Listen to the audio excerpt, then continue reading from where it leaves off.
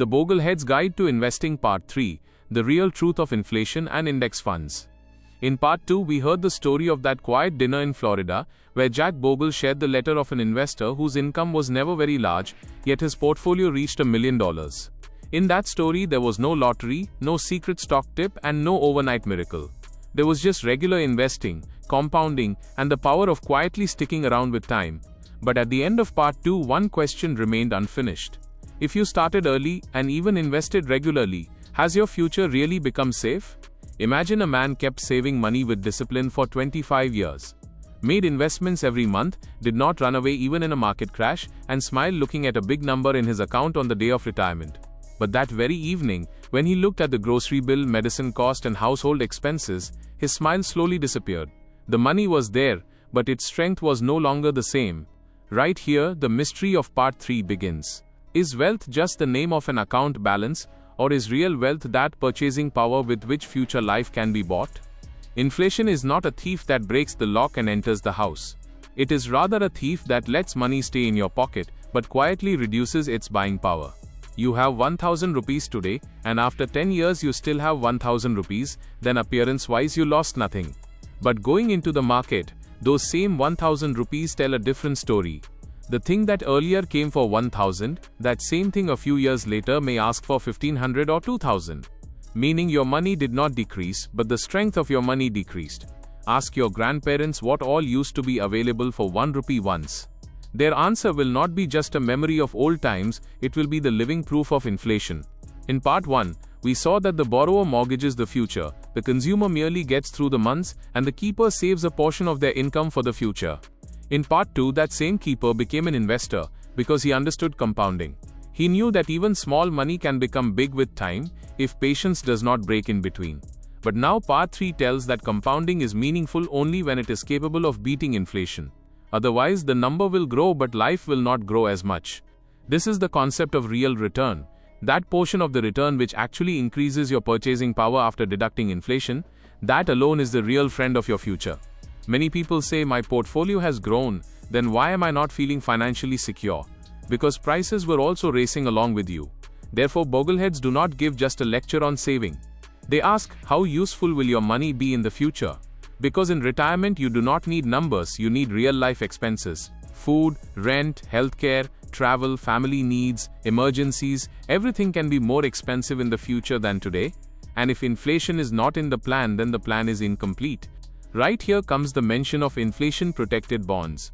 In the US, TIPS, meaning Treasury Inflation-Protected Securities, are such bonds that are made to give some protection from inflation. The principal of TIPS can adjust according to inflation.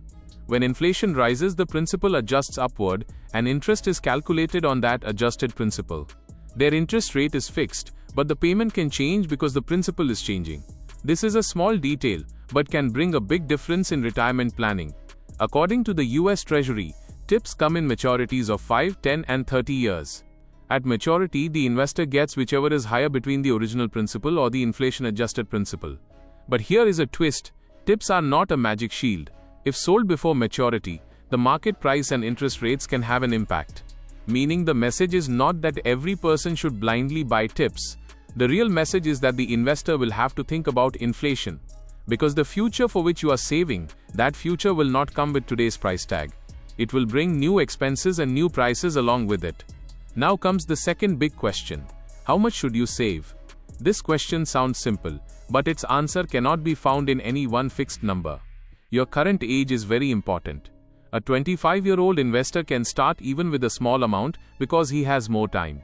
But if someone wakes up at the age of 45, the game does not end, only the pressure increases. He needs more saving, more clarity, and more discipline. Retirement age also matters. Retiring at 55 can be a dream, but a dream becomes freedom only when the portfolio supports it. If the portfolio is not ready, then early retirement remains just an Instagram line. In real life, bills demand cash flow, not emotion. This also will have to be thought about for how many years will the money last after retirement. A long life is a blessing, but financially it means a long expense period. Medical costs, lifestyle costs, and inflation together can make retirement very different. Therefore, deciding the future by looking only at today's monthly expense is risky. Another mistake is relying on an inheritance.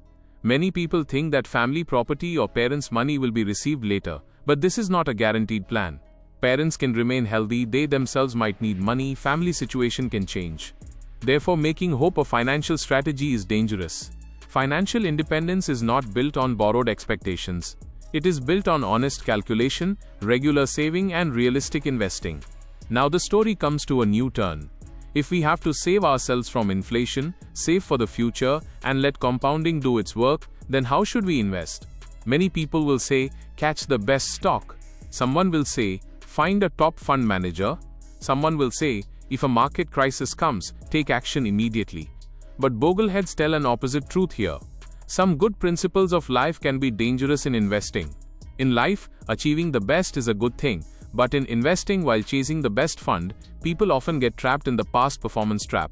In life, listening to the heart can be emotional strength, but in the market, the voice of the heart often becomes fear and greed. Taking action immediately in a business crisis can be smart, but panic selling in a market crash can break your whole compounding story.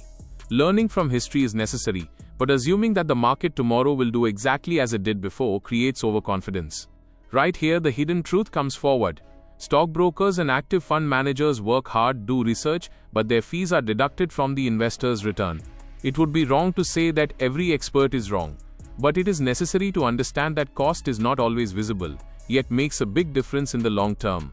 Even if a fund gives slightly better performance, but fees, trading costs and taxes are higher, the return remaining in the investor's hands can be less. SPIVA reports from S&P Dow Jones indices repeatedly show that many active funds are unable to beat their benchmarks in the long term. Even in the 2025 US SPIVA report, a large portion of large-cap active funds lagged behind the S&P 500. This means that claiming to beat the market is easy, delivering is difficult. And right here, the index fund quietly becomes the hero of the story. The index fund says, I have come not to beat the market but to capture the market at low cost. This might sound boring to hear, but in investing, boring is often beautiful because a boring strategy saves you from unnecessary drama. An index fund tries to replicate some market segment. Like an S&P 500 index fund follows the broad performance of large US companies. In this, no star manager takes dramatic decisions daily. No secret prediction happens. No daily trading excitement goes on. Just a system of diversification, low cost and discipline runs. And this very simplicity is the heart of the Bogleheads philosophy. In index investing, knowledge does not end, its focus changes. Control over behavior becomes more necessary than stock picking. The real enemy is not the market, it is your reaction. The market falls, headlines scare, portfolio looks red, and the mind says do something. But many times the smartest action is to stick to the plan. Shaking the portfolio in every crisis is not necessary. Part 2 taught regular investing. Part 3 connects that habit with simple, low-cost and diversified investing. If saving is the fuel, compounding is the engine. Inflation is the enemy, and the index fund is that road which reduces unnecessary turns. If you do not save, there is no fuel. If you do not invest, the engine does not start. If you ignore inflation, the destination keeps going further away. And if you get trapped in high-cost products, a part of your journey goes into others' fees. These very small leaks weaken long-term wealth.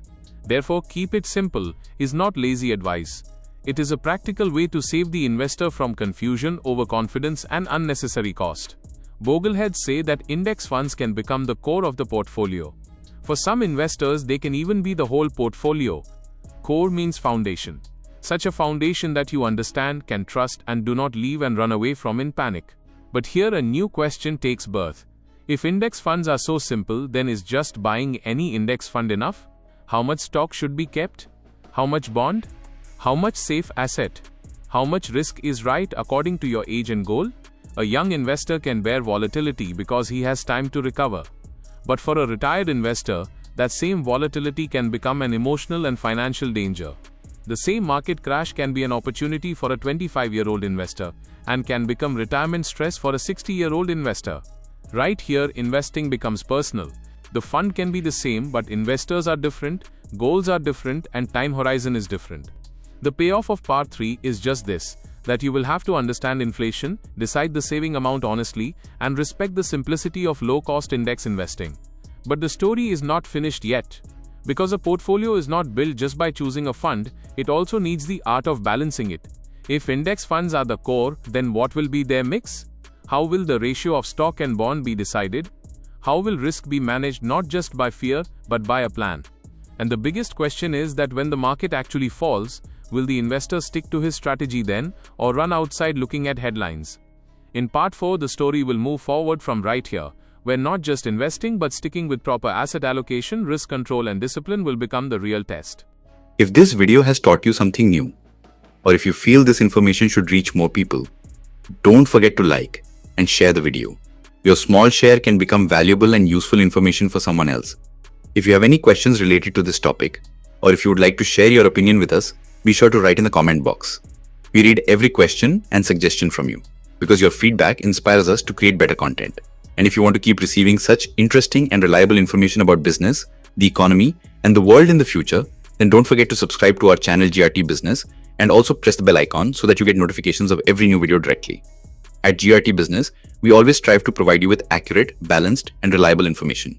Our news and analysis are prepared based on information obtained from various news agencies, public sources, and public opinion. We make every effort to verify and validate each fact as much as possible, but in case of any possible error or dispute, the responsibility lies with the respective sources. Our only aim is to present you with a correct and trustworthy perspective so that you can understand any topic better.